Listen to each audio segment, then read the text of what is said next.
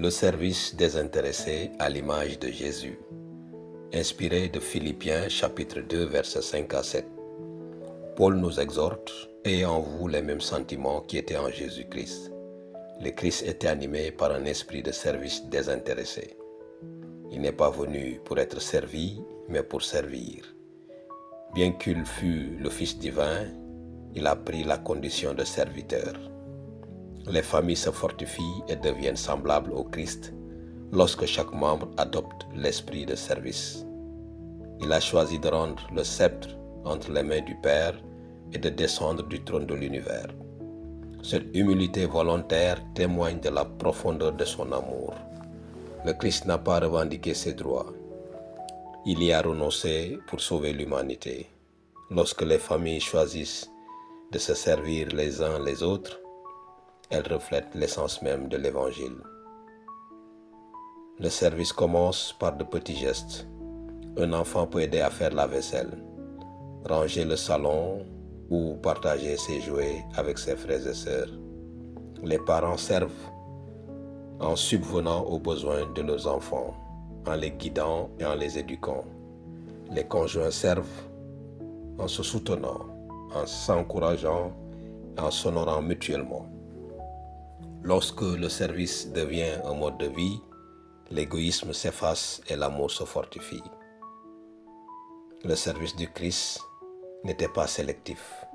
Il servait les malades, les pauvres, les rejetés et les ingrats. Il a lavé les pieds de ses disciples, y compris celui de Judas.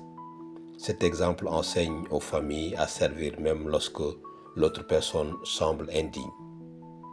Le véritable service ne se demande pas. Le mérite-t-il? Mais comment puis-je les bénir au nom du Christ? Le service abolit les barrières au sein du foyer. En cas de tension, servir la personne avec laquelle on est en désaccord apaise l'hostilité et restaure la tendresse. Faire une bonne action pour un membre de sa famille, surtout à l'improviste, peut transformer la colère en affection. Le service est un puissant vecteur de guérison.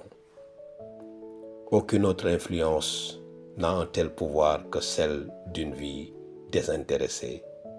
Les enfants qui grandissent dans un foyer où l'amour se manifeste par des actes de service concrets développent la compassion et le sens des responsabilités.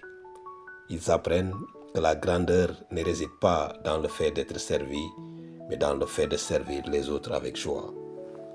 Le service fortifie également la vie spirituelle. Lorsque les enfants servent les autres, en visitant les malades, en aidant les nécessiteux, en soutenant leurs voisins, elles s'unissent au Christ dans sa mission. Cela fortifie leur foi et crée des souvenirs partagés de bonté. Une famille qui sert est une famille témoin, car le monde reconnaît le Christ dans les actes d'amour. Prions. Cher Père Céleste, enseigne à notre famille à servir comme tu as servi. Éloigne de nos cœurs l'égoïsme et l'orgueil. Aide-nous à considérer chaque occasion de servir comme un privilège. Emplis notre foyer d'actes de bonté, d'amour et de compassion. Au nom de Jésus, nous prions. Amen.